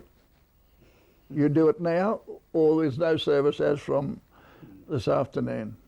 We'll pull it out before dark, because all we had to do is pull the trailer out, you see.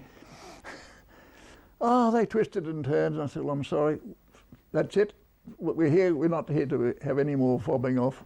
We're off. So we made for the door. Anyway, I said, well, we'll make an exception in this case, you see. So we finally got it, and we got the thing going. But yeah, that's the sort of nonsense we had to put up with, just because people didn't want things on the top of hills. But you look at Mount Taylor, you can't really see much up there, can you? The tower and the Black Mountains become a feature of the city. Yes. Feature of the city. Which everybody, it's a landmark to everybody. One of the silly things that happened when the big argument was on about Black Mountain Tower originally, and you'll find this hard to believe, we went to a meeting with all the hierarchy, the local hierarchy, and they said, well, you're going to put the station up there. You've got to put a mast up. How high is your mast going to be? And I said 425 feet or 475 feet, whatever it was. Can't have that up there. What colour is it going to be? I said, well, we've got to paint it in the orange and white bands. Oh, you'll have to grow ivy over it.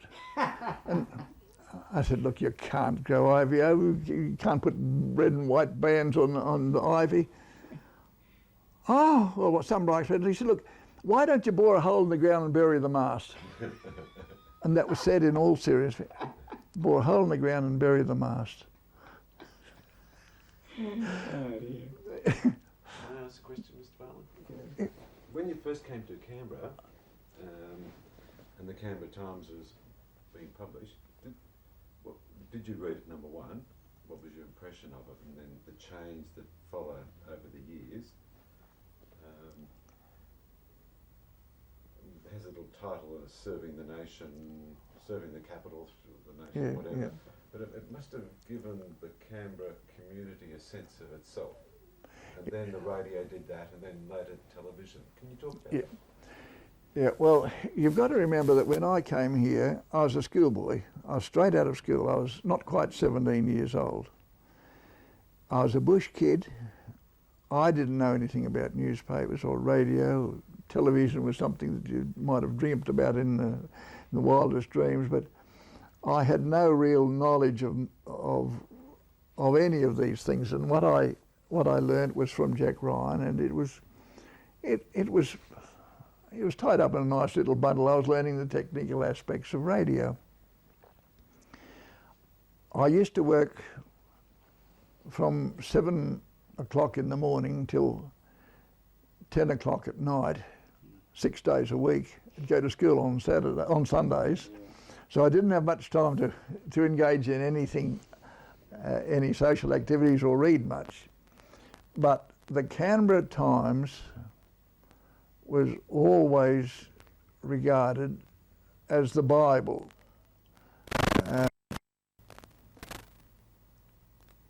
People used to say some unkind things about the number of printing errors in the Canberra Times.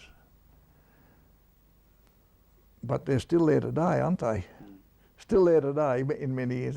Some of the reporters or whoever puts it together can't spell. Computer. Hmm? The computer. Yeah, whatever it is, they can't. Anyway, and there used to be some jokes about the misprints in the Canberra Times. But by and large,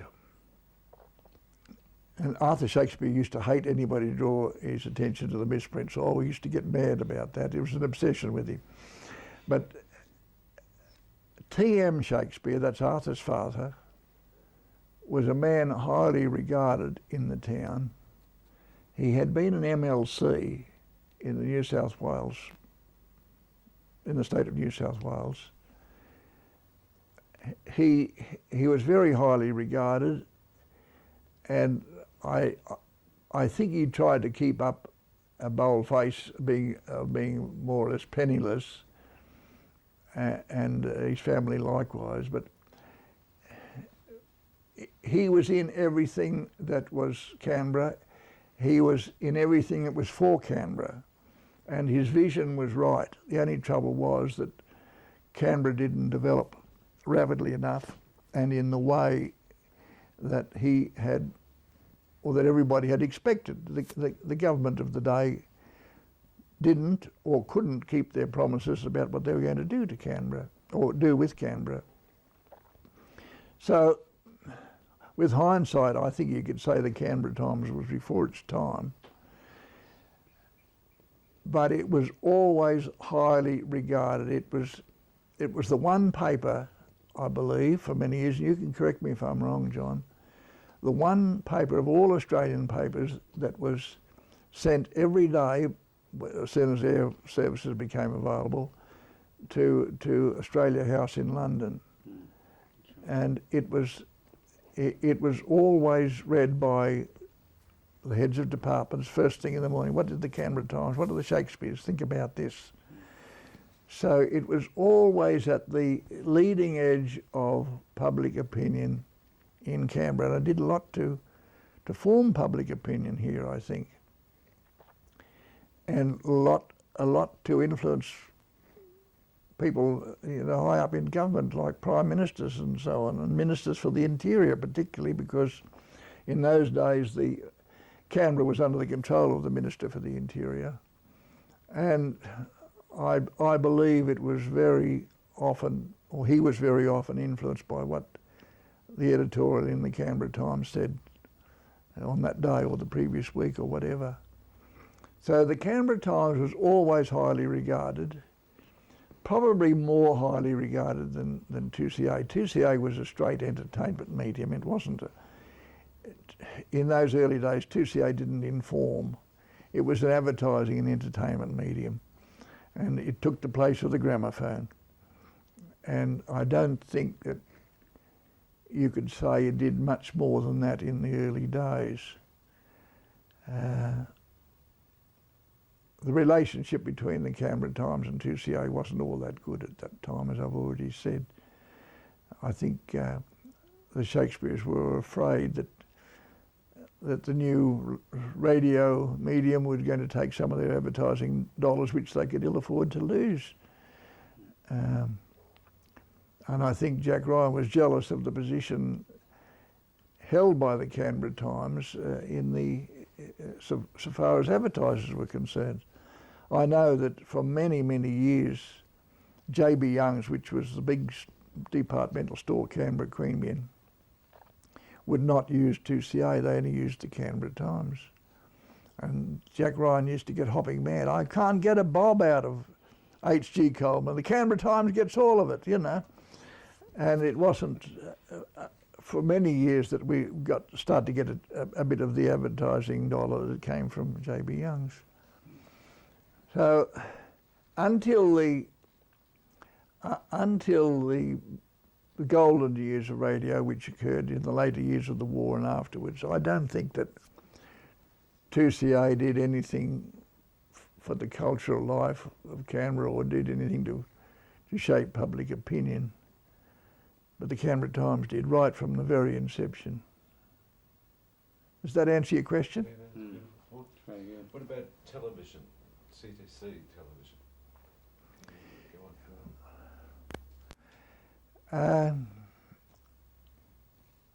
Well, to start with, we didn't have much in the way of news. Very little in the way of news. But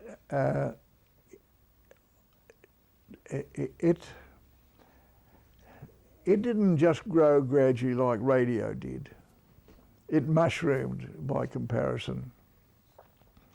And I remember one of the first things one of the things that was in my mind was that the costs of radio advertising would be so high that the local advertisers could not afford it. You had to make your commercial, and then you had to pay for the airtime. And our initial price per minute, I think, was £20, when I think the price of a radio announcement was something like £1. That was more or less the scope of things. And we started off 1956, I think, television started in Melbourne with the Olympics, didn't it? And 1962 we went on the air, and we were late going on because of all the nonsense about Black Mountain. So television had got a bit of a grip in all state capital cities and in many country areas. And it was, as far as Canberra was concerned, it was just petrol poured poured ready for a match to light it, for it to go. And the rate of purchase of radio sets in Canberra was higher than any other reported place in the world when we went on the air. It just grew so rapidly. And it wasn't very long after we went on the air before we started to get current affair programs. And these sort of things might have done something to influence public opinion. I don't know. It was certainly information, and the news came along. The news helped there too, but it wasn't initially a big part of our service. We were there mainly as an entertainment medium. But what surprised me most was the degree of support we got from local advertisers. Bill Rayner, who had been in radio and it hadn't been associated with me before television, came in with me, and we said, well, look, you're a dog's body. You be like me. You do whatever you've got to do. And he had his technician's ticket, and he'd done some announcing and he'd done some selling.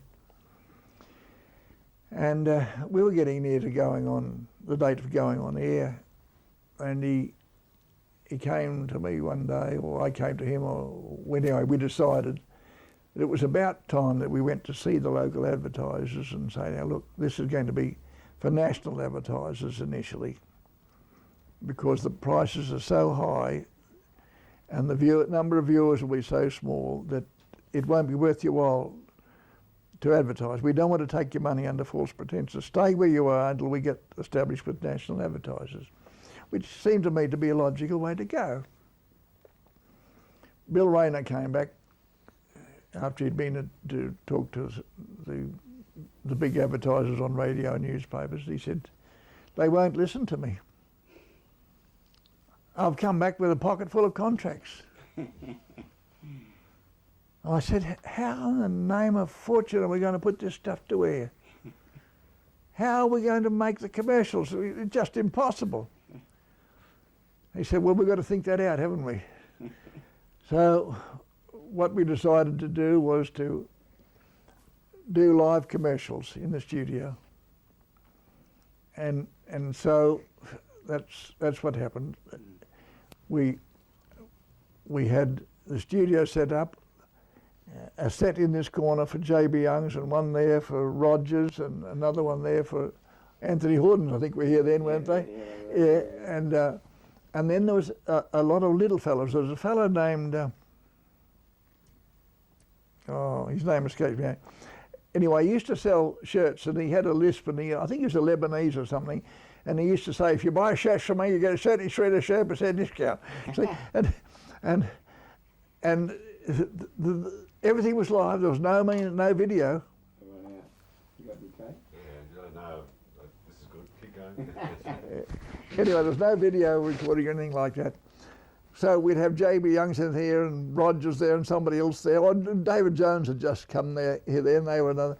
And so one bloke could go on and do his spiel, buy this refrigerator from David Jones this week and you'll get it for £400. And then JB Youngs, the bloke would come, can I use your phone? He'd ring up the Coleman's or whatever and say, David Jones got this refrigerator just advertised for £400, and the Coleman boys would say, yes, I know. Advertised it for $3.95. You see, the prices had come down all night as it went round. Each one had his go at the commercials. It went like wildfire, and that was the big thing that helped television in this town. It was the tremendous support by local advertisers, and they got results. It was exciting new medium. What did Mr. Shakespeare say at the time? I'm sorry? What did Mr. Shakespeare say at the time? Good, because he liked it because he was getting a share of the action, and it didn't really affect the Canberra Times financially to the extent it might have done in earlier times, because there was more advertising money about. The Canberra Times was making I don't know what their figures were, but I presume the Canberra Times was making a very comfortable profit, and what was being siphoned off for television was some of it was going back into his pocket anyway. And Arthur loved television. He really did, didn't he? It was part of his life. He just embraced it wholeheartedly. Yeah. And the fact that it might have cost him some advertising dollars, I think his attitude was better to be going into my pocket than the pockets of the Hendersons and the Packers and the other people of this world. Sure. So in those days when we had the radio, the TV, it all went round, came back to Fairfax and the Canberra Times. Yeah, that's right. Yeah. Yeah, that's right. Actually, Mr. Shakespeare didn't benefit from that, did it? Because that happened later. Oh well, initially he did, because when he was chairman of the board, he was still a shareholder. Yeah, a big share. Still a shareholder. Yeah. And yes, so he did. Yeah, I mean, JB Young, like the biggest advertiser, they liked one newspaper, one TV station, one radio station. That suited a lot of those advertisers down to the ground. They didn't have to worry about other stations. Right. Now, all that's split up. Yeah. Sorry, I shouldn't interrupt. Yeah. No, we all fitted in pretty well. The radio lost something. It lost a great deal eventually, but radio flourished for a few years after television started. The Canberra Times didn't suffer significantly, I feel, because there seemed at that time to be much more money available, and therefore more money spent on advertising. And people were buying television and all sorts of things like microwaves, like hot cakes. And Canberra was booming and everybody was happy. But Arthur loved television. He used to, he regarded his baby. He'd come up there, and if he had visitors coming to Canberra, he'd bring them up, come up, look at the station. He'd come in. And he was a good chairman. He never interfered. He never threw his weight around. And somehow or other, I think I must have said something to somebody one day about the way Lester Mears had referred to him as shaky.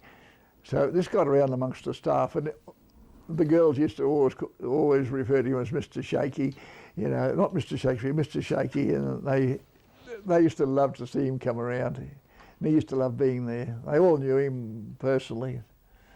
It was a real family show. But now, of course, it's different. What about a cup of tea? That'd be great, George. Yeah. Have you got enough?